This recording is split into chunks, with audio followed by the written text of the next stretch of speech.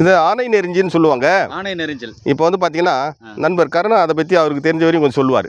கருணாகரண்ணா, ஆமாம், சொல்லுங்கண்ணா. இது என்னண்ணா? இது யானை நெஞ்சு முள்ளு சார். சாப்பிட்டா கூலிங், உடம்பு கூலிங் ஆகும். சாப்பிட்டு இடம் விந்து கட்டும். கட்டும். அந்த கல் கிட்னி கல், கிட்னி கல்லுலாம் எடுத்துரும். சாப்பிட்றீங்க. நான் தான் மூலிகை சாப்பிடுவேன். என்னை விட வேற லெவல் மூலிகை சாப்பிட்றீங்க. ஆமாவா? யூரின் ஃப்ரீயாக போகும். அந்த நீர் சுருக்கெல்லாம் வராது. கல் அடிப்பு வராது.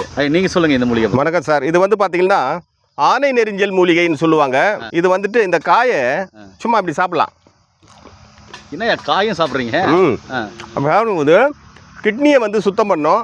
கிட்னியில் இருக்கிற கல்லை வந்து எடுக்கும். இப்போ இந்த இலையை வந்து பாருங்க, இது வரையில் கட் பண்ணி ஒரு டம்ளர் தண்ணியில் போட்டு நல்லா அப்படி சுற்றுனீங்கன்னா குழ குழன்னு வரும் அந்த தண்ணி.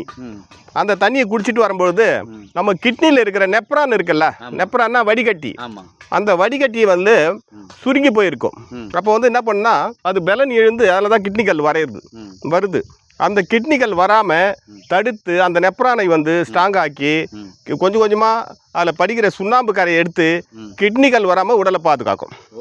அதாவது ஆணை நெறிஞ்சல் மூலிகை. அது அடுத்து பெண்களுடைய வெள்ளப்போக்கை குணப்படுத்தும். ஆண்களுக்கு எலும்பில் வரக்கூடிய வெட்ட சூட்டை வந்து குணப்படுத்தும்.